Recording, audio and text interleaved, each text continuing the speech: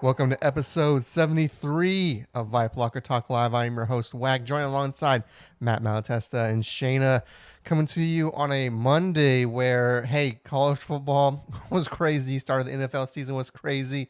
But we're here to talk some Texas high school football, which is also crazy. Some districts have started. Some are still a few weeks away. That's what you love about how districting works in Texas high school football.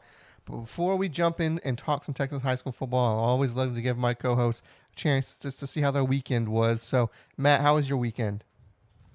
Good weekend.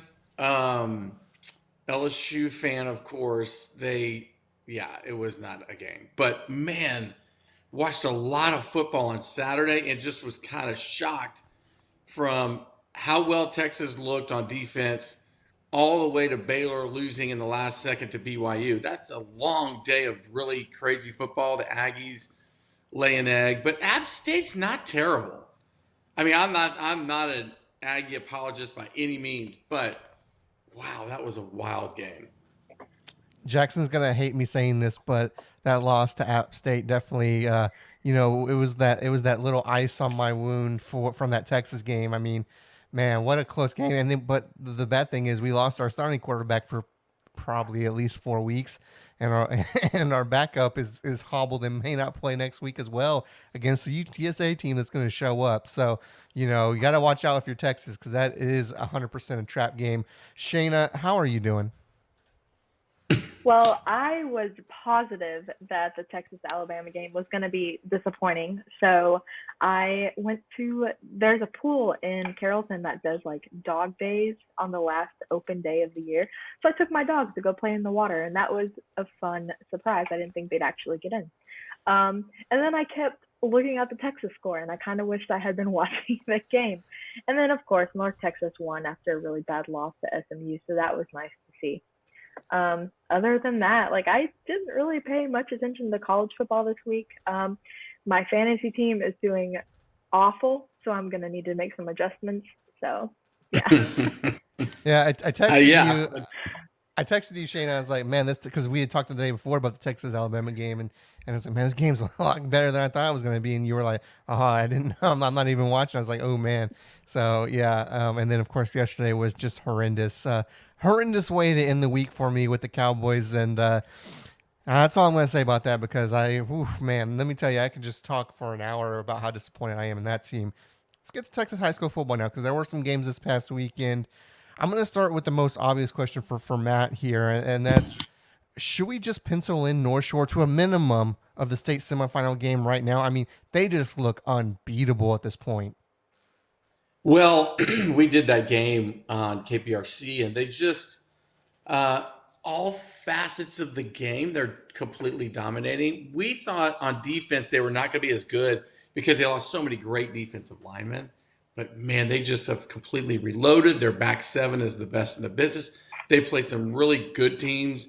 Woodlands, Spring, listen, maybe they're not great this year. Westfield was coming in hot, and they destroyed them by the first quarter. It was over. I mean, it was really really bad. Their offense is so good too because they go five. They can go five wide, or they can go just power, and it's ugly. But yeah, there's no one in Region Three, no one that can beat them.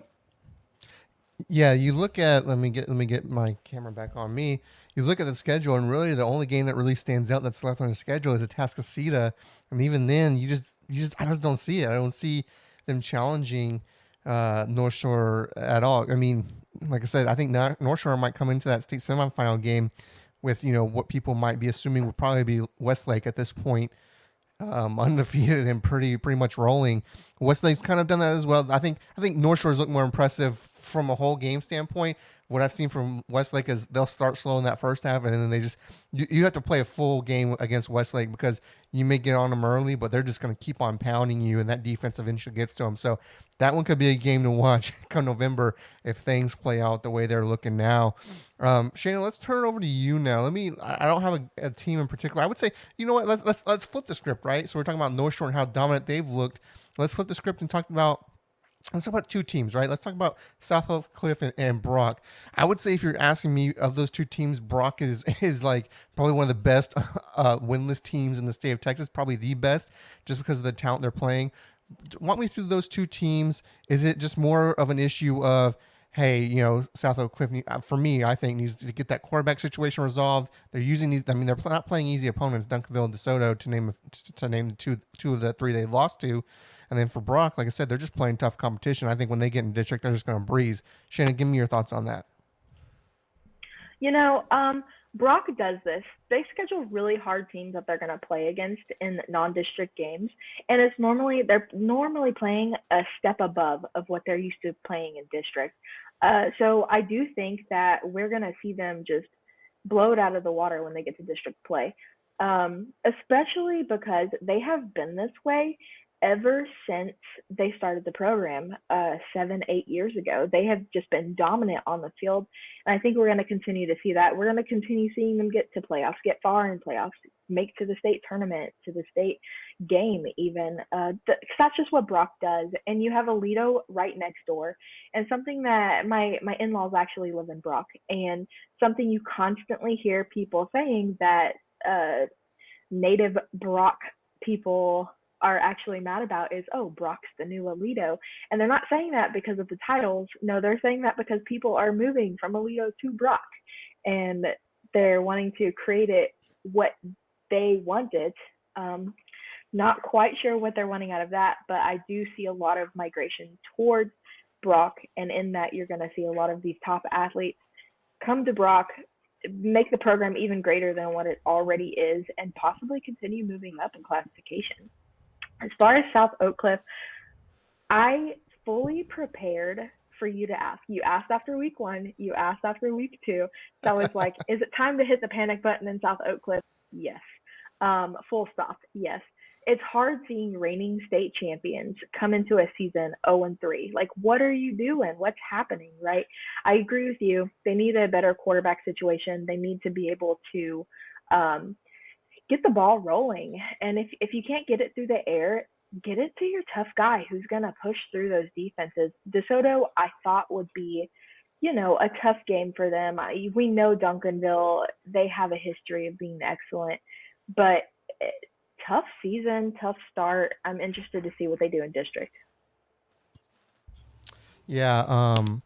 One thing I'll mention this. Just we covered the Austin San Antonio basis here. One score that really surprised me this week was Canyon and New Braunfels. I mean, we know New Braunfels, they came in and beat Denton Ryan in week 1 and that upset of the week. And Canyon came in and played. That's probably one of their bitter rivals. Talking about the only two schools really in the city as far as public schools. You got New Braunfels and New Braunfels Canyon. Canyon came out and won that game. It was very close. 35-32 was the final score. And now I'm looking at Canyon in a different light. I mean, we'll really find out about Canyon. They start district this week. They got a big district. They got Bernie Champion. They have Hayes. And they have Smithson Valley. It's actually Bernie Champion, Smithson Valley, and Hayes. And in the next 4 weeks, they have a bye week in between games 2 and 3 there. But if they can go 2-3, 3-0 in that, I mean, Canyon has some real potential to make some noise in Region 4 there in 5A. And I'm definitely paying attention to Canyon now. I actually have a little in my 5 burning questions, which will come out. We're recording this right now, but the show's at 3, so it's been out for 2 hours now. Go check it out. I talk about Canyon, and hey, can this team make a little run? Let's talk about other teams in y'all's areas now. And Matt, let's come back to you now. What were some of those schools in Houston that maybe was there a surprising score, an upset, maybe a score of a blowout that you really didn't expect? Talk to me about some of those games in your area this past week that really stood out to you. Well, Katy just doesn't feel like Katy right now. They really struggle throwing the ball. They don't really have a deep threat. Their defense is good, but they beat Katy Tompkins in a nail biter, but neither team really played that good. So those are two teams we're thinking could really make a pretty deep run in the playoffs. They played each other just kind of lackluster, not anything awesome. We haven't really seen anything. A team that's kind of sneaky good is Jersey Village. Nobody ever talks about Jersey Village because they're in a a district with the likes of Stratford, who's pretty good. Cy-Fair has won a state championship before, but they've been down a little bit. But Jersey Village is a team that's super athletic, and they're well coached. They're thin. I don't know if they've got enough to compete and make that like deep run to, the Final Four or the regional finals. But they're kind of a fun team to watch. Shadow Creek's another team that nobody's really talking about. They have kind of dominated so far their season very quietly, I think. And another team that I kind of like also, and it's up in your area, is Dripping Springs. I think that's a team that could have staying power. They're kind of that up and coming team that's really trying to punch through the glass ceiling and take that next step. I think they're going to be kind of fun to watch. 5A, man, I mean, the city of Houston's not super strong in the 5A world. Foster is the team that's kind of surprising people because they've done pretty well. They've gone undefeated so far, but they really haven't played anybody really, really big. Crosby's kind of sneaky. They've been banged up, but they had a big win against Fort Bend Marshall. Fort Bend Marshall definitely stubbed their toe against Crosby. So it's really wide open in the 5A world in this area. Yeah, on that Dripping Springs note, I mean, honestly, they look poised where they could. Now, of course, they'll still go Division Two just because of the way 6A is set up. But they look poised where they could possibly finish second in that district where you have Westlake and Lake Travis. Lake Travis, they haven't played any games with their starting quarterback Will Edmondson yet. They play Westlake, I think, on the 23rd. So maybe I think it's next week or the week after. I think it's next week. Yes, next week they play Lake Travis. Usually that's like the last game of the season, but with the new districting and all that's working out, that big time game is happening earlier in the season. I haven't seen him play yet. I know Lake Travis plays, I believe, Aikens this week. So a team like that's a good it's a good time to maybe get him in there. We'll see if he plays or if they're saving him just for Westlake. But Dripping Springs has that potential, I think, to take second place in that district. Still would go D2, but to make some noise and beat Lake Travis could go a long way for that squad this year. While I have the floor, I'll say another team that really impressed me, even though they lost, was Poth. Yeah, they lost to Shiner. If you haven't yet, go check out our plays of the week. One of the plays of the week nominees was Dalton Brooks, who they were down 20-9, or it was 20-19. They had just scored a touchdown, so they were going 2 points, hardly any time left in the game. They were going for the win, and he was dead to rights in the backfield. And I still don't know how he got away, but he's able to get in the end zone and get that 2-point conversion and seal that victory. Man, what what a game by Shiner there in Poth, and I think for Poth that's the thing that's gonna do it. It's hard to talk about moral victories and stuff like that. That was kind of the key thing for Texas fans this week, is talking about moral victories, losing by 1 to Bama. But hey, sometimes you can build on those things. You have a state power in Shiner who is going for a three-peat when you look at state championships. You go toe to toe with him, and you're basically a tackle away from winning that game. I think it's going to do a lot to build their confidence, especially for a team that's trying to replace a lot. So they impressed me as well. Steele impressed me with their win over Hutto. I was kind of big on Hutto, and they absolutely dominated that game against Hutto. And now they're kind of looking like the team to beat in San Antonio for 6A. And then finally, Liberty Hill. They lost to Hutto last week, a 6A squad in Hutto. And, man, they look good against Georgetown. I was there. We'll be doing our Week 17 this week on Liberty Hill. And, man, that slot T is something else. I would say they got me a couple of times on the film. I was like, who has it? Got me a couple of times. But, man, Liberty Hill is going to be fun to watch the rest of the season. Shannon, let's turn it over to you now. What are some of those teams that stood out to you, some of the teams that impressed, all that stuff? I'll turn it over to you now. And, hey, Josh, while we get her back, talking over here in our area also is Southeast Texas. Southeast Texas has always had some tremendous teams come out of it. West Orange Stark playing well. LCM, Little Cypress, Mauriceville. These two schools are literally across I-10 from each other. Those two schools are really doing well. Eric Peavy, the coach at LCM, has completely changed the culture over there. Kudos to him. And then another team that's really playing well right now is Silsbee. Silsbee, just kind of a country school, great athleticism. They're going to be a team also to watch in that lower classification coming out of the Southeast Texas area, right there on the borders of Louisiana. A little trivia for you: home of WWE Hall of Famer Mark Henry, and his son, as we know, plays at Lake Travis right now. Shane, I think we got you back. Let's see how that audio works now. All right, is it working better now? Perfect. Okay. So I was just saying that something that's really surprised me is Arlington Martin. They really held their own against Allen. Yes, they did lose by 11 points, but to be able to go there and play a team like Allen and to have composure and be present on the field, that's something. And I think that's going to show a lot for Arlington Martin through the rest of their season.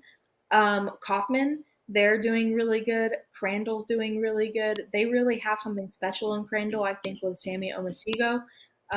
Yes, he's an OU commit. He's doing great. But he's really doing a lot for that Crandall squad. The one thing that I did, two things I did really notice this week though, was Plano East. Nobody's talking about Plano East. They started 3-0 this season, and they haven't done that since I think 4 seasons ago in 2018 when they started 5-0. I don't want to get too caught up like we did a little bit last year with McKinney Boyd with their good start, and then kind of they fizzled out towards the end of the season. But I think something people should be paying attention to is Plano East. They have the third most total yards of any Dallas area 6A school, and it's all under a new head coach. So that's really something that's been fun to watch. And then Frisco Emerson, it's their first year as a program. They have only freshmen and sophomores on their team, and they're going up against, in non-district play, teams like Dallas Hillcrest, Dallas Wilson, and I think last week was Panther Creek, and they've been beating them. They've been doing really good against these teams, really strong upperclassmen. They do play Argyle, Frisco Memorial, Carrollton Creekview, athletes like that in their district play. So that's going to be interesting to watch how they transition into district. But I mean, we're talking about freshmen and sophomores holding their own against some really great athletes that have 4 years of experience under their belt. They're going to be a team to watch. Now, as we head out and close this show out, we'll talk more in depth about some of this on Thursday in our preview show.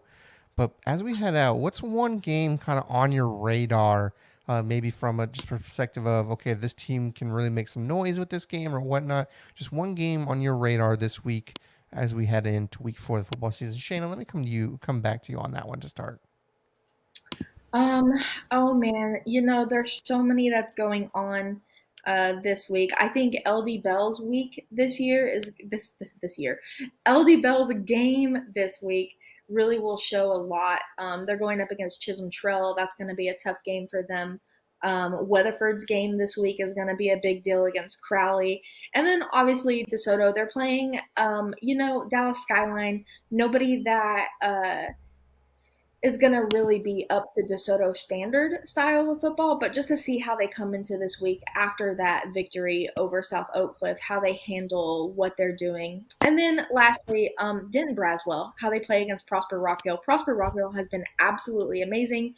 Braswell is just kind of in this like rebuilding sort of era for themselves. They also just opened up their brand new stadium. So seeing how they play against Rock Hill will be a major component for the rest of their season. Yeah, I hear that stadium is something to behold. So Dallas folks, if you haven't been to the Denton ISD new stadium, definitely go check it out. Matt, what's one of those games you're going to keep your eye on? Well, in Houston, this is kind of a weird week because it's the week that people take off prior to going into district play. One school, a pair of schools that are not going or going into district play but will play each other is the Woodlands plays New Caney. New Caney demolished Willis last week, and they have a really good running back, Riscano, who I think he scored 5 touchdowns, and they're athletic enough to keep up with the Woodlands pass happy offense.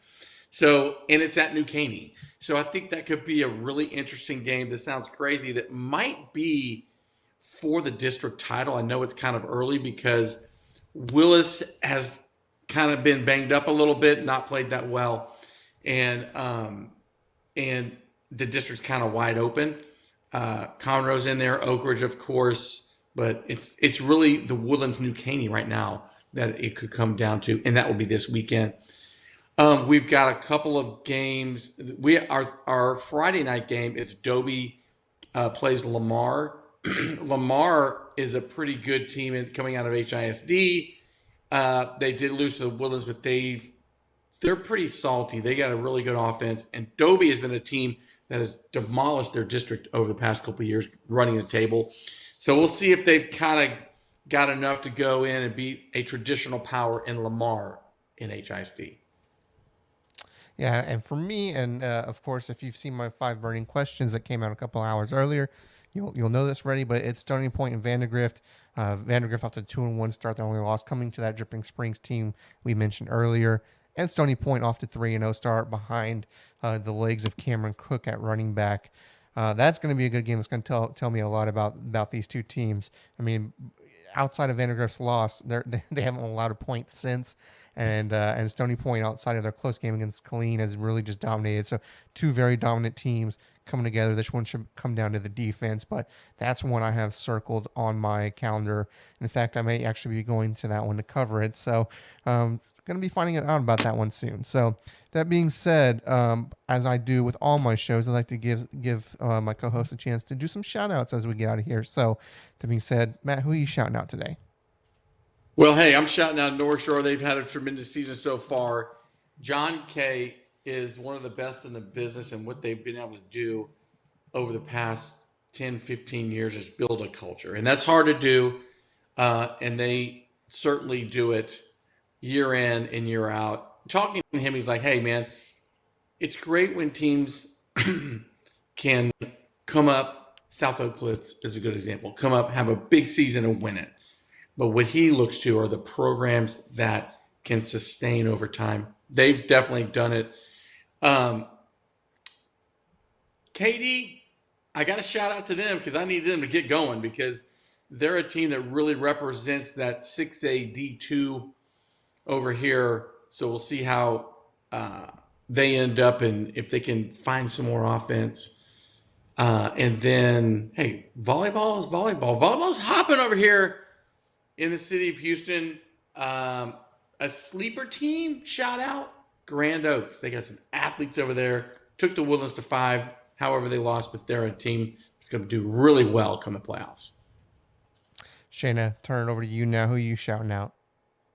You know, my video crew here in Dallas has been absolutely amazing. Last week was a completely hectic week. We had game after game. We had double headers. We had them working on Saturday for cross country, and they really knocked it out. They did a really great job. I big shout out to them for that.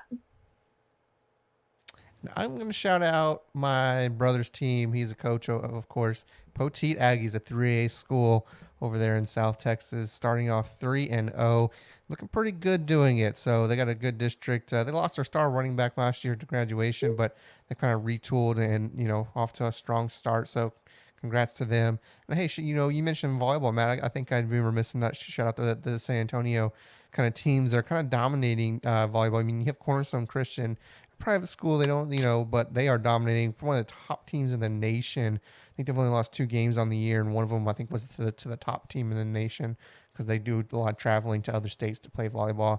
And then my alma mater, they've only lost 1 game. It was the first game of the year, and they haven't lost since. I think that's a 25 game winning streak right now. And this might be the year maybe they make some noise in the volleyball playoffs. I don't know if they'll go all the way, but this could be the year they finally make some noise in the playoffs. So Pleasanton volleyball, shout out to you. It's gonna be our show for today. We'll be back tomorrow with our St. Pius coaches show with Craig Cranfield and Josh Cook. And of course, Thursday we'll be back with another edition of Locker Talk Live where we preview the games coming up this week. So until then, I'm Wack. That's Matt and Shayna. We'll see you at the games.